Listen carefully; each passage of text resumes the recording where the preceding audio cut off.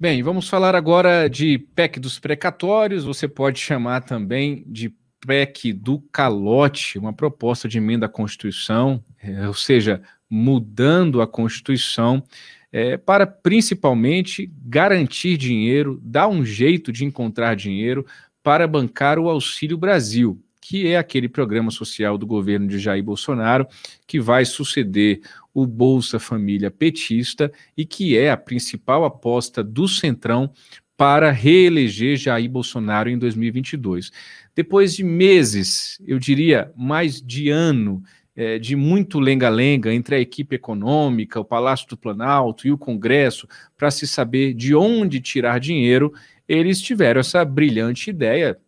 Dizem que não é a melhor solução, mas enfim, é óbvio que não é a melhor solução, mas é a solução que eles encontraram, é a solução que eles apostaram, eles que eu digo, governo Jair Bolsonaro, equipe econômica e lideranças do Centrão, capitaneadas por Arthur Lira, presidente da Câmara. Vão dar um calote, nos precatórios, vão provocar aí uma gambiarra fiscal, que a gente já chamou aqui no Antagonista também de orgia fiscal, uma tremenda irresponsabilidade, mas tudo para garantir a reeleição de Jair Bolsonaro. Aí eles usam um discurso muito bonito, muito plausível, que é até um discurso difícil de se rebater, né, de que é preciso garantir recursos para as famílias mais necessitadas, para os mais pobres, para aqueles que estão sofrendo mais com o pós-pandemia, mas é claro que é preciso garantir o mínimo de assistência a essas milhões de pessoas que estão passando fome, inclusive, no nosso país. Mas certamente essa não era a melhor maneira, até porque nós temos no passado recente a prova de que essas pedaladas fiscais, de que essa irresponsabilidade fiscal, no médio prazo, vai trazer danos muito maiores do que os que nós estamos vendo agora. Mas eles não estão preocupados com isso. Eles estão preocupados em garantir a reeleição de Jair Bolsonaro e, em primeiro lugar, garantir a própria reeleição. Por isso que nós tivemos ali todo um atrito na Câmara, na oposição, né? 15 deputados do PDT votaram a favor da PEC, e aí depois disso o Ciro Gomes, presidenciável do PDT, colocou como suspensa a sua pré-candidatura ao Planalto. Tivemos deputados também do PSB, o Partido Socialista Brasileiro, que também é de oposição ao governo, votando a favor da PEC, e as denúncias, partindo inclusive da oposição, de que Arthur Lira estaria negociando as chamadas emendas de relator, sabe? Aqueles bilhões de reais do orçamento público, ou seja, de dinheiro público meu e seu, que nesse governo de Jair Bolsonaro foi criado esse instrumento da emenda de relator, conhecida como RP9, e são bilhões de reais distribuídos não mais por meio dos ministérios, pelo executivo, mas controlados pelo próprio parlamento, pelo próprio Congresso, distribuídos esses recursos sem critérios definidos e sem transparência. Arthur Lira deu uma entrevista hoje pela manhã à CNN, dizendo que o teto de gastos que está sendo furado, essa lei do teto de gastos está sendo desrespeitada. Segundo Lira, a lei do teto é capenga, e aí ele prevê a votação da PEC na semana que vem com mais votos do que no primeiro turno, e aí eu explico para você que não tem familiaridade ainda com esse noticiário político e de proposta legislativa. Uma proposta de emenda à Constituição, ela precisa ser votada em 2 turnos, ou seja, 2 votações iguais, mas como é para mudar a Constituição, é como se fosse assim, ó, vota e agora você confirma, você tem certeza do que você está fazendo? Sim ou não? Aí é o que a gente chama de votação em segundo turno. Nas 2 casas, a tramitação começou pela Câmara, em se confirmando a aprovação em segundo turno nessa sessão marcada para terça-feira da semana que vem, a PEC segue então para a tramitação no Senado Federal, onde também terá de ser votada em 2 turnos, lembrando que tanto na Câmara como no Senado é preciso uma maioria qualificada para que essa proposta seja aprovada. Na Câmara nós estamos falando de pelo menos 308 votos dos 513 deputados. Nesta semana, a PEC do calote foi aprovada em primeiro turno da Câmara com 312 votos, ou seja, somente 4 votos a mais que o necessário, um número, portanto, bastante apertado, mas o Arthur Lira está animadíssimo para a votação de segundo turno. Segundo ele, a votação vai ser muito mais expressiva na semana que vem. Olha, se eu fosse o Arthur Lira, eu também estaria animado, eu também estaria dizendo para a CNN, para todo mundo que eu desse entrevista, que a votação seria mais expressiva. Sabe por quê? Porque nós mostramos ao longo do dia de hoje qual é a estratégia de Arthur Lira. Quero lembrar a você que há poucos dias, na semana passada, retomaram as atividades presenciais na Câmara. Até então, a Câmara estava funcionando naquele sistema semipresencial, ainda em razão da pandemia da Covid, ou seja, os deputados poderiam participar das votações remotamente, de onde eles estivessem. Com a instituição novamente aí da retomada das sessões presenciais, os deputados precisam estar no plenário para votar. Com isso, se criou esse problema para a votação da PEC dos precatórios, também conhecida como PEC do calote. Em razão disso, aliás, Arthur Lira adiou por 3 vezes a votação do primeiro turno. Mas aí ele deu um jeitinho. Para usar uma expressão do Mário aqui na quarta-feira, que me corrigiu quando eu falei em jeitinho, não é jeitinho não, é safadeza mesmo. É safadeza. Tinha que chamar o Mário para cantar de novo aqui nessa sexta-feira, igual ele cantou na quarta.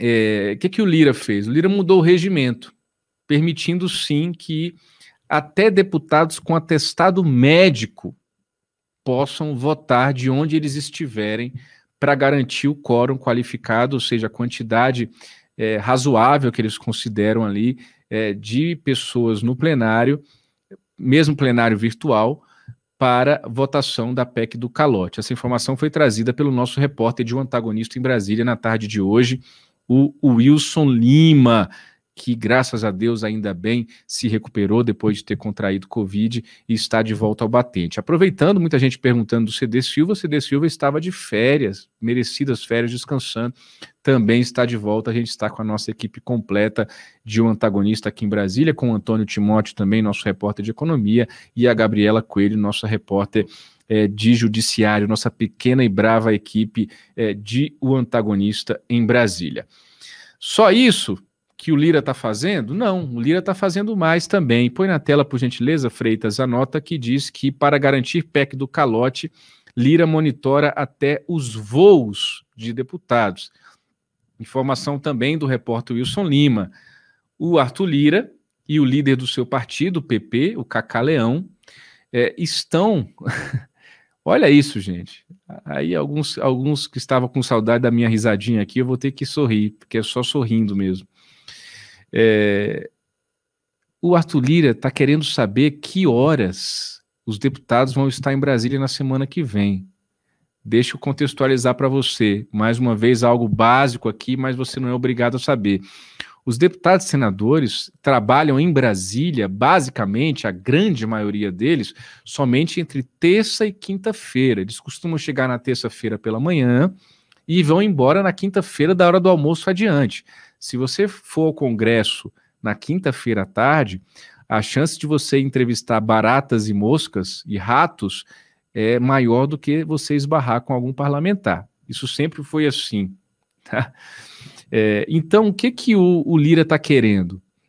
O Lira está querendo saber que horas os deputados vão voltar das suas bases eleitorais, dos estados, na semana que vem, para garantir a votação em segundo turno da PEC do calote. E aí o Cláudio Dantas teve acesso a um áudio que o Arthur Lira encaminhou para os líderes das bancadas. Cada bancada de um partido tem um líder.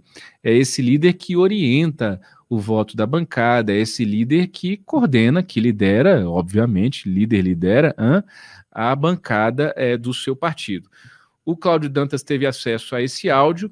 Nesse post Quarta Livre, por gentileza, Freitas, a gente pode ouvir aí o Arthur Lira falando, então, da programação de como ele pretende que vai ser a semana que vem para a votação do segundo turno. Está no ponto o áudio? Estamos colocando, só um minuto, ótimo, no post Quarta Livre. O Arthur Lira falando para o pessoal como que vai ser semana que vem para se garantir essa votação. Vamos ouvir ele, o presidente da Câmara, Arthur Lira. Solta o som. Amigos, eu estou mandando esse áudio aqui e espero que reproduzam. Qual a nossa programação da próxima semana? Trazer todo mundo na segunda-feira à noite. Na terça, começar de manhã e terminar a hora que der, na terça-noite, faz uma quarta leve e libera a turma, tá? Essa é a programação da próxima semana. Avisar as bancadas todas aí, é importante. O Lira pediu para o áudio ser reproduzido, a gente obedeceu. Está reproduzido, Lira. Pessoal, vamos fazer o seguinte também, quarta-feira que vem, ó, caiu o sol, todo mundo liberado. Você trabalha? Quarta, quinta, sexta que vem? Trabalha? Trabalha, no rala. Eles vão aprovar ali, fazer um esforço concentrado, essa expressão é maravilhosa, né? Um esforço concentrado para votar de noite, quiçá de madrugada. Vale lembrar que a votação da PEC do calote, mudando a Constituição Federal, para provocar uma gambiarra fiscal, foi aprovada de novo durante a madrugada. Os repórteres Antônio Timóteo e Wilson Lima foram dormir perto das 4 da manhã. Ficaram até 3h30 publicando aí todas as informações atualizadas em cima do lance para você que nos acompanha. Mas enquanto você tirava o seu cochilo, enquanto você dormia, o Wilson Lima e o Antônio Timóteo trabalhavam e o Arthur Lira e a sua turma também trabalhavam um bocado lá na Câmara dos Deputados.